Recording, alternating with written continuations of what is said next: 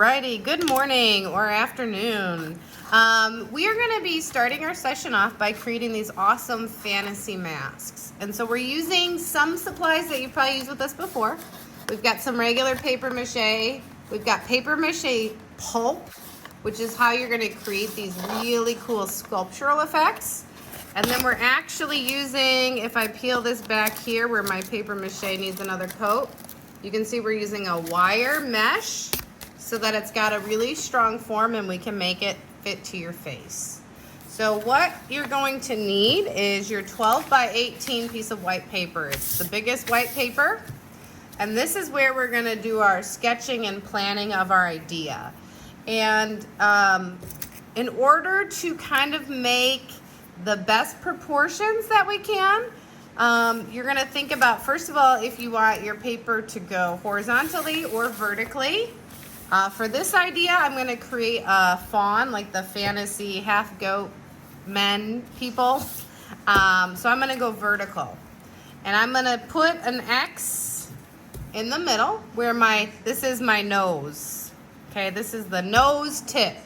Okay, so this is where it's going to be a little bit tricky, and you're going to want to use your ruler here. And I'm going to make this really weird and make this look at my face. So give me a second here. I'm going to switch cameras.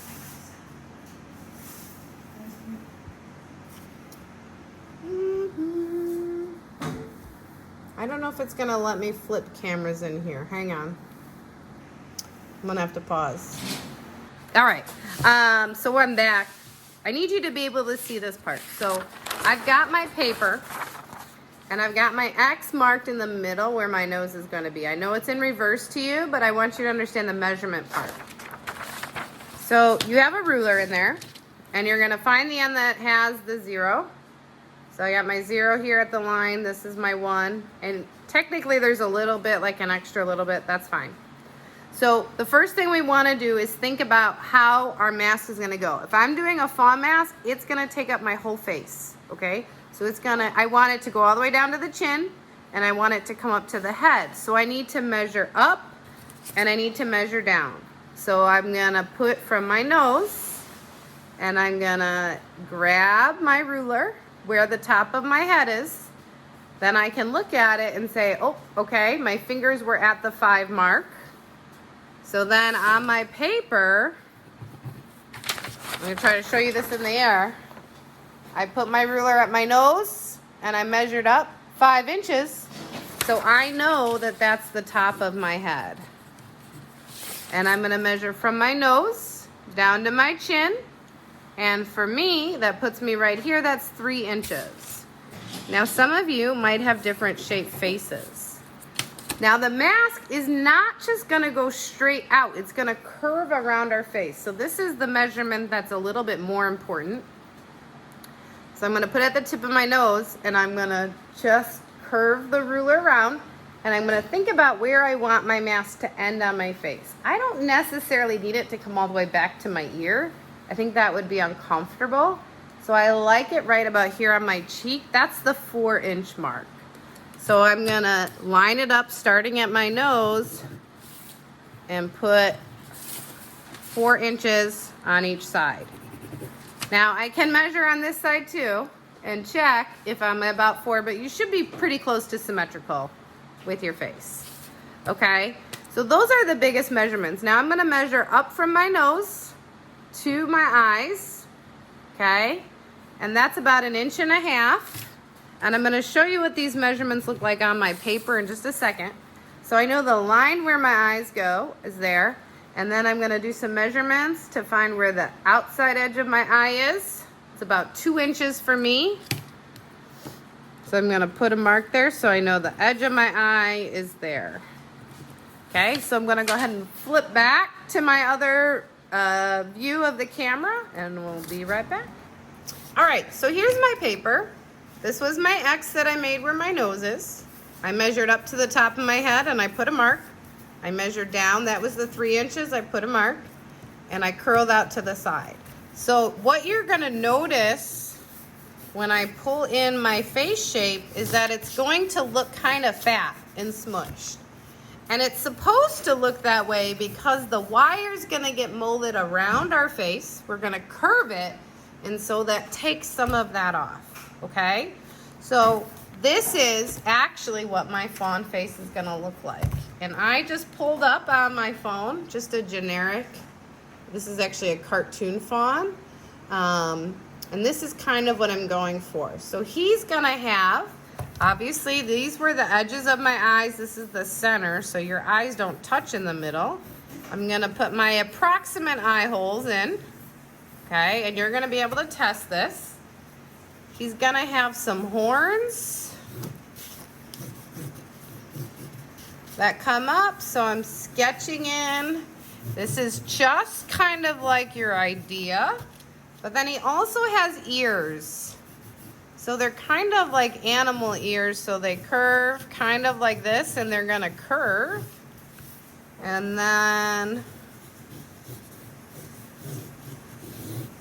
I've got another ear.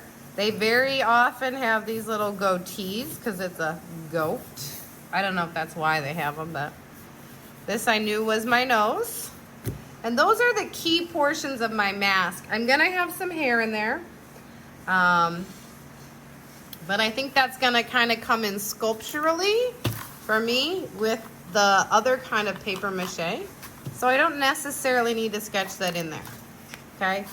So this, although it looks really fat and squished, is my template for my mask. So just to show you, this was my dragon mask that turned into this guy, okay? So this is what I started with. I started with a big fat dragon, and that was before I realized I should measure, but you can see when I curl it around, that's that snout, okay? So he looks kind of fat here, but once it's all bent and curved in, this is the template that I used, okay? This is a student from this morning's live class. They had a dog, but we cut the ears like this because they wanted them to be like hound dog ears that curved over, and so they went like that. So the next step after we've designed our mask is to go ahead and cut it out and test it on our face. So you were given extra paper, at least one extra per student, but I might have thrown more in there. And you're gonna go ahead and cut it out, and you're gonna hold it up to your face, and you're gonna see if you like it. Now the reason that we're using the paper for this is that the metal is tricky to cut for one, but number two, it's a pretty expensive supply, and so we weren't able to give you that much extra. You have a pretty big piece, so you're gonna have extra to construct with. But we definitely, it's not something we can give you limitless pieces to. So, we got this, okay? I'm gonna need to cut out the eye holes. So if you fold them and you cut like a slit, then you can go back in there and cut out the eyes. And it's important to cut out the eyes in this because we really need to make sure our eyes end up in the right place. And the best way to test that is if we cut them out.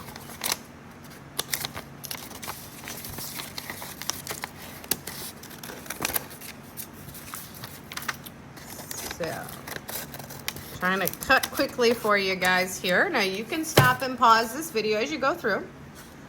And now I'm gonna hold this up to my face and I'm gonna test it out, see if my eyes are in the right place. I'm not gonna be real creepy and stick my head under the camera. But when I held that up to my face, the eyes were in the right spot. The height of the mask was about how I wanted it, okay? Now, this is where it gets a little bit tricky. I drew on my horns and my ears, but they're not necessarily gonna be attached in that spot, and my goatee. So what I'm gonna do is I'm gonna cut them off for now, and this is gonna vary based on your mask. So this is the hardest step, and if you get stuck or you have a question while you're working, you can call or text me or Miss Lisa, and we'll get back to you pretty quickly. So I know this looks like I just have a big old fat circle here. Okay, and I've got my piece of metal. You guys have a bigger one. I'm using a scrap just because it fit well. And I'm gonna lay my paper mask on top, and I'm gonna use a Sharpie to trace around it, okay? Now, you want to not like kill the Sharpie by pressing really hard. You need to trace a couple times, and you need to make sure you get the eye holes in there. Okay? So when you move that, you can see the lines on there, and you can cut it out. So this is a wire mesh, okay? So when you cut it, it is gonna be sharp. So you wanna be smart about how you cut it. So it doesn't have to all come off in one piece. So for me, I'm gonna cut in this chin, and I'm gonna go ahead and cut right off the edge there so that I don't have this big, long, sharp piece. And I'm grabbing it gently, and I'm gonna cut. When I get to a good point, I'm gonna cut that piece off. If you are younger or having trouble, ask an adult to help you, okay? If you cut yourself, clean it out with some soap and water, put a Band-Aid on. We are gonna cover these edges so they won't be so sharp, okay? And this is my mask. Do not cut the eyes out yet. They're just drawn on there, okay? Because now we've got our main shape and we've got to form it to our face. So I'm going to switch camera views again. So hang on. All right, we're back. So I've got my mask cut off. I need to take off my glasses, and I'm going to put it on my face. And this is why I don't want my eye holes cut, because I don't want any sharp pieces. And I need to start forming this to my face. So the biggest place you want to press in is on the bridge of your nose, it's called, right here. And then you're gonna kind of bend it around the curve of your face at the top. And it's okay if it looks wrinkly, because we can go ahead and smooth it out, but we just need to kind of mold it. It doesn't have to happen all at once. Like right here, it's coming out. I want to push that back because a fawn has a very human-like face shape. Okay, so I've got this, and I've got some big wrinkles, but all I need to do is kind of pinch them so that they flatten out. So as you can see, kind of as I pinch it from the side, I've got a much smoother finish here. So it's starting to look kind of finished. You can see it looks like I have a giant nose. So I'm gonna go back on my face, and I'm gonna work around the nose, because before I was really working that face shape. So I'm pressing it in. I'm not hurting myself, okay, by any means. I'm pressing, I'm not like stabbing into my eyeball. I'm not doing anything I'm not comfortable with. I'm gonna kind of mark here under my nose, okay? And you can see I'm really starting to get that perfect shape to my face. So now, once I've got that, I can kind of do some smoothing and forming with my finger, and then going back and checking it on my face. You can go back and check it out. Because for me, this is gonna be my basic form. And you can see my chin is looking really crooked right now because of the way that I had this wrinkle and I folded. So all I have to do is go in there, kind of pay attention. I can pull it off my face and kind of look at it, and you can see it's really uneven there.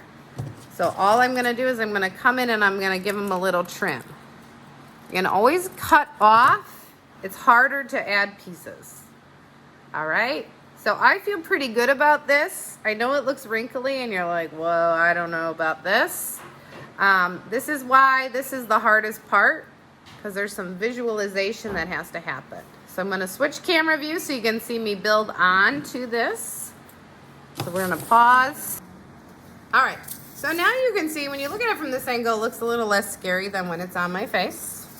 But now I need to build some horns. So you're gonna end up with a lot of scrap pieces, and a horn is essentially a triangle. So I'm gonna trim this down a little bit, and you can see I have a nice triangle here. And all I'm gonna do is very carefully, I'm watching the edges.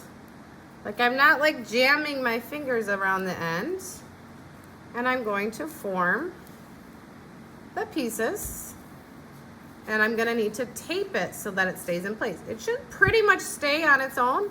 You can decide. Fawns have kind of like nubby like horns, so they're not super long. They have a little bit of a curve, so I just push that into there. So I'm gonna go ahead to my masking tape roll.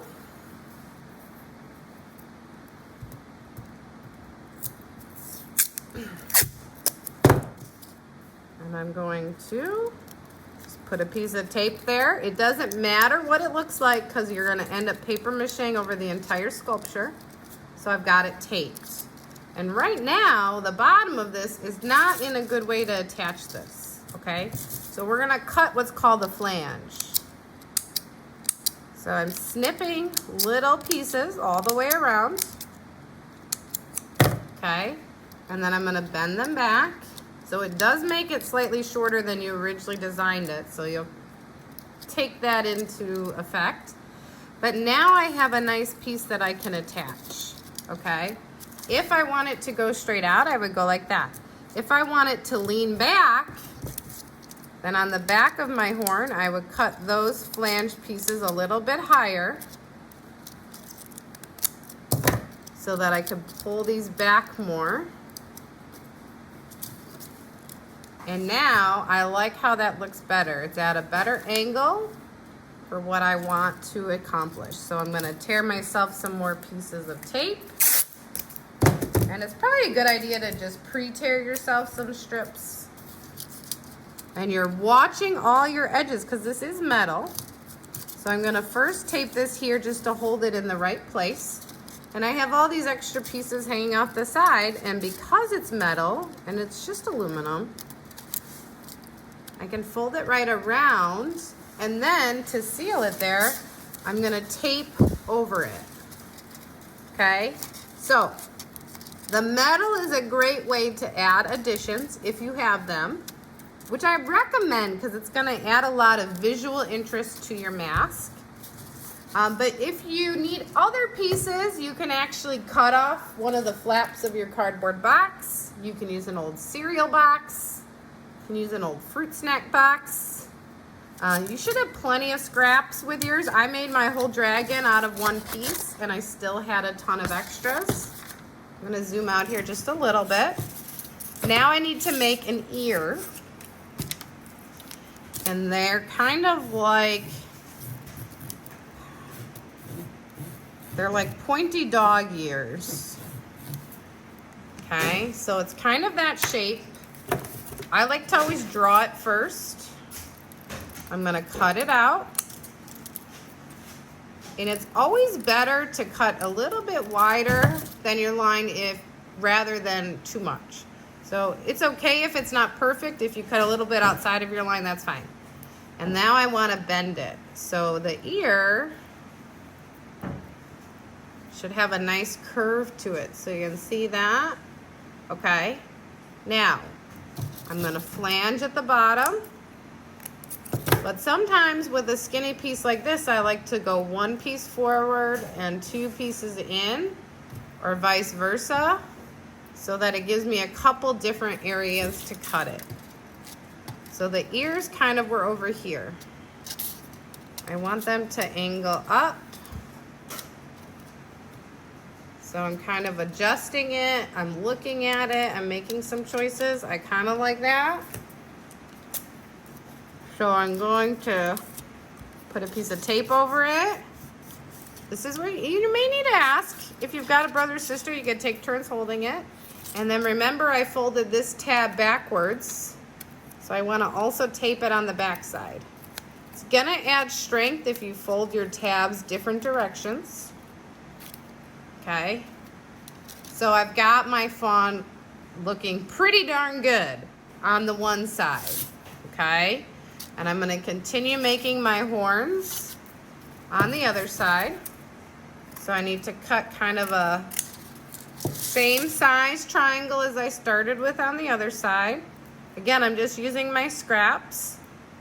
And I just used a scrap piece that we had that was much smaller than what you guys have, so you'll have even more room. But as you can see, even with a piece that was almost half the size of yours, I'm still getting a ton of details in there.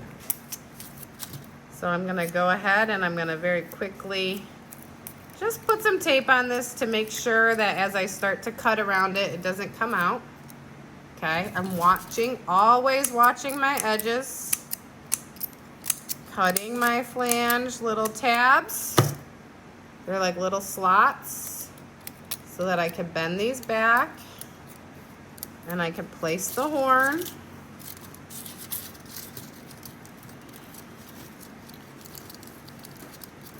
Okay. Oops. I gotta tear my pieces here. I think I actually made this guy a little bit too skinny, but in the interest of time, we're gonna just go ahead with it. I wanna unfold these so I can make it at least even. Almost kind of looks like a little witch's hat. And I know because the metal is see-through, it might be hard to see some of what I'm doing. I'm also gonna post some still photos just zoomed in so you can kind of see the construction of some different parts. Gonna look a little bit weird. I'm gonna turn this into another ear really quickly. I'm gonna go ahead and bend it into my ear shape. I think I made the same mistake that this guy's too small, but I'm trying to hurry here so you guys can get to yours. And it's not actually essential for me. I don't know if I'm going to, I can go back and make some adjustments after this video, but I need to have it well enough that I can show you the paper mache part, because that's what's gonna happen next. Okay, so here we go. I've got all of my piece added. Oh, I need to give them a goatee. You can visualize that I have a goatee on there. Okay, I'm gonna show you the paper mache.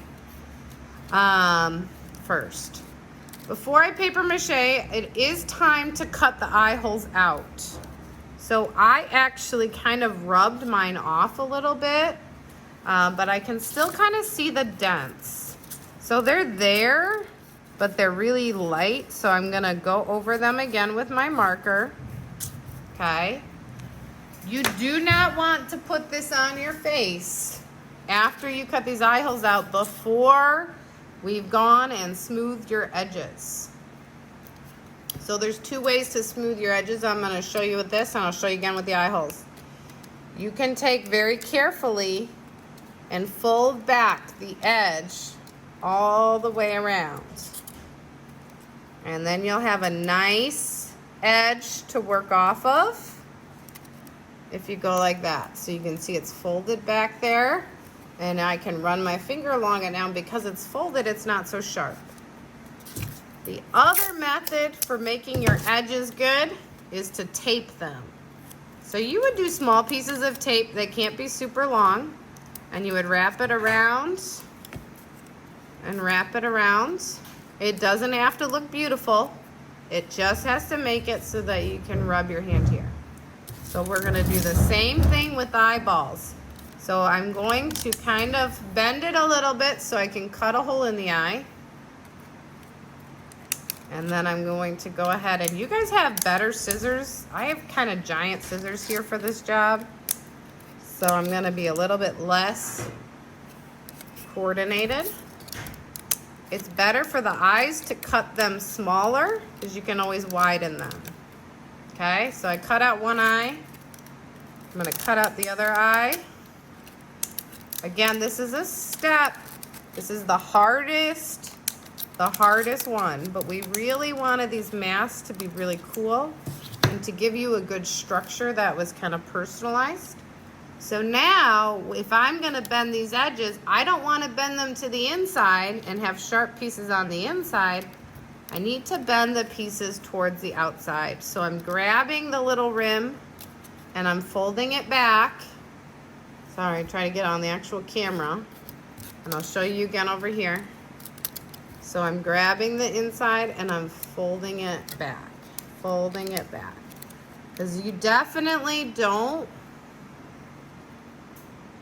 want to check this on your face if you've got sharp pieces.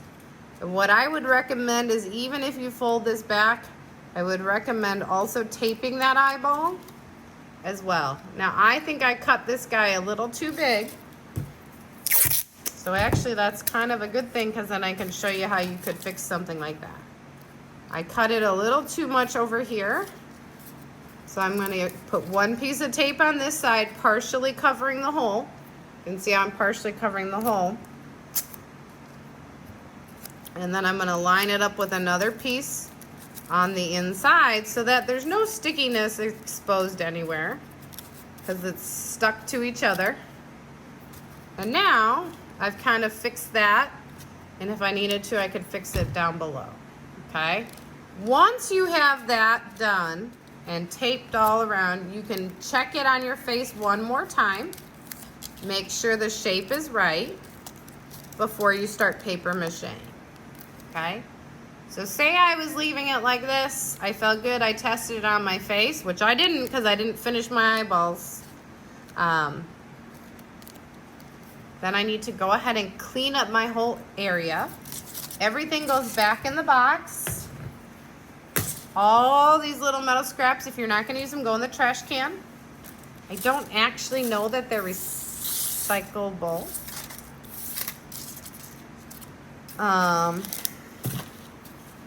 And you're going to pull out your plastic mat to work on. I left my plastic mat somewhere else, so I'm going to just go on my paper. You have a bin of paper mache paste. Yours is very full. Mine just has a little bit because we gave you lots of extra to make sure you won't run out. We gave you a paper bag filled with paper strips. You need those out. So once you've got your mask built, you've got the wire formed, you've built your 3D details, you've taped around the edge, or you folded all the way around all your edges, you're ready to paper mache.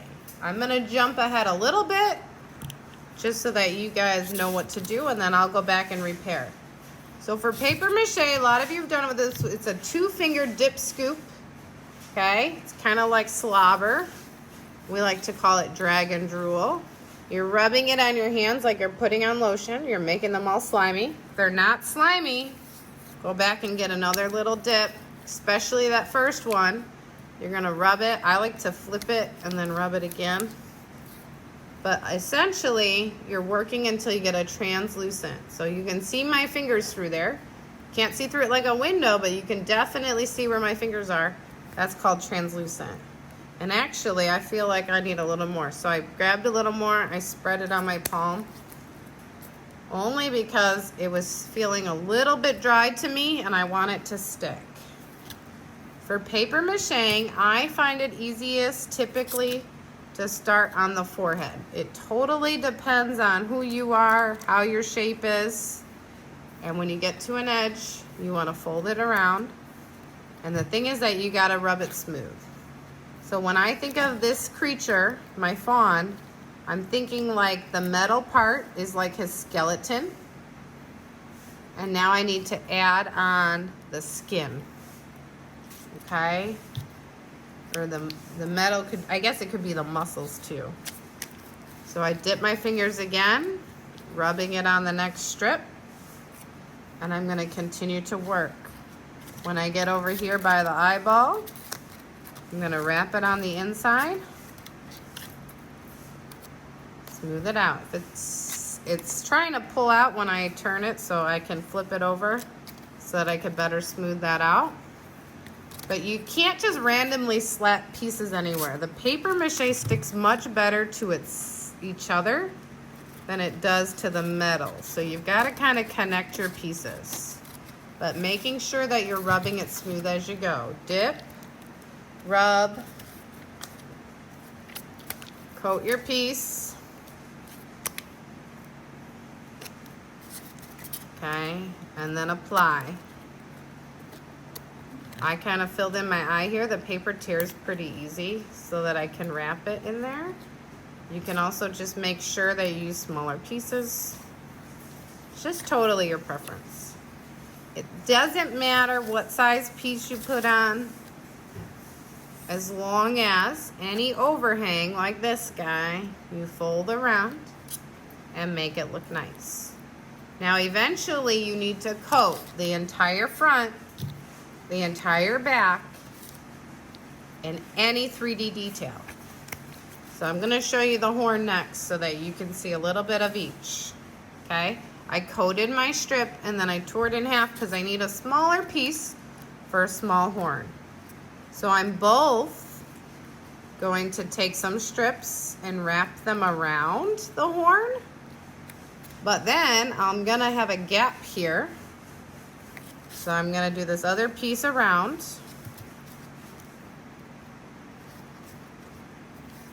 And I'm gonna need one more to cover the very end of it, but what I wanna show you is that sometimes you're gonna need skinnier strips. And if you don't have one that's skinnier, all you gotta do is tear it. Coating that, I had a lot of paper mache paste on my hands, so I didn't need to dip that time. Tearing it shorter to make it easier to work with. I'm actually gonna tear it again. You can even stick it on the side of your paper mache container. And I'm going to attach it to the face and then up the horn, so it's kind of connecting there. If it was too wide, it would get all funky. So I'm gonna grab, oops, he fell in. So I'm gonna put it down along here, and then I'm gonna curl it up on the horn. And you can see it didn't go on super pretty, but I just make sure I really smooth it. And I'm gonna do that again. So I'm gonna tear my piece smaller. I'm gonna go along here, smooth it in along here, and then turn it down. Same thing here. Smooth, smooth. Okay? It has to just be rubbed really smooth. If you get a piece that goes on super gross and it's bothering you and you can't rub it smooth, take it off and just try again. Okay? It's better to take it off than to keep trying and have it get really bumpy. So you're gonna go through and coat the entire thing. What I would recommend doing is coating the entire outside, letting it dry. Doesn't even have to be totally dry, but I would let it dry for an hour. And then you can flip it over and do the inside. We had a little bit of trouble when we tried some of our fast workers this morning. Went straight into the back of it, and they had a little trouble with the pieces sticking and wanting to come off on their placemats. Yeah. The other thing that we had is some students were like drowning their mask in paper mache paste. And what happened is the weight and the pressure of them rubbing it actually kind of flattened out their mask. They lost a lot of their nice nose and eye little holes. And so you want to try to, obviously you want to be rubbing it smooth, but you don't need to pound it smooth, okay? I'm also kind of holding it underneath as I go. And sometimes you'll see these pieces are a little bit loose, but then when I get my next strip,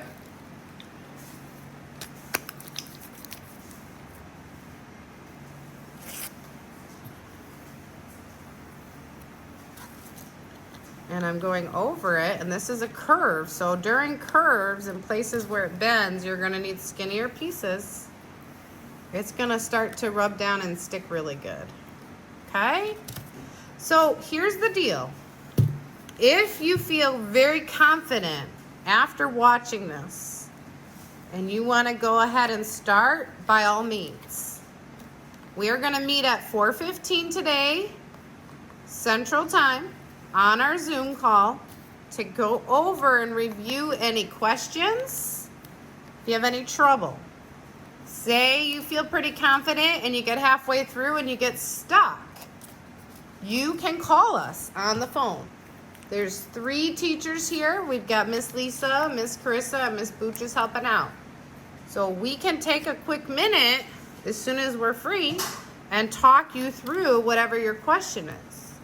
You can also text us or email us a picture with your question, and we should be able to get back to you within, I would say, 10 or 15 minutes, okay?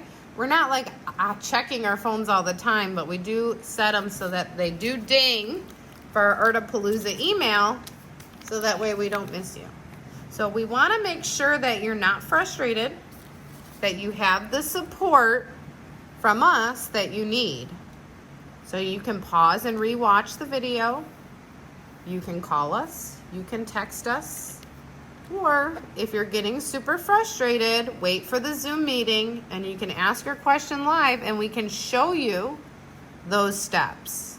So we will be here tomorrow live at 4:15, or maybe today if you're watching this video on Tuesday at 4:15 to go over and review. So I'm gonna sit here and paper mache for a little bit longer. Feel free to go ahead and get started.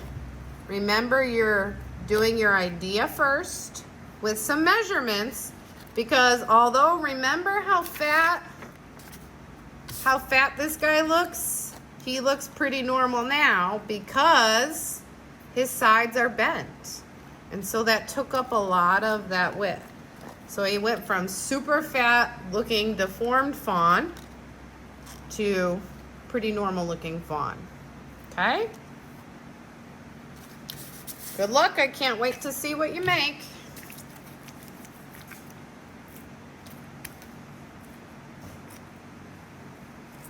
So you should save that one to take it all the way through the process. You're still showing them? Hi everyone. It's Miss Lisa. She's trying to tamper with my project. You know Miss Lisa, she's always trying to mess me up. I want mine to be better. All right, Miss Lisa's gonna go ahead and hit stop here because I think you have a good idea for paper mache, and my hands are all goopy. Remember, if you're on a Zoom call and you got paper mache hands, don't touch your computer or your device. Give your parents, your sibling, someone a yell. Help them out.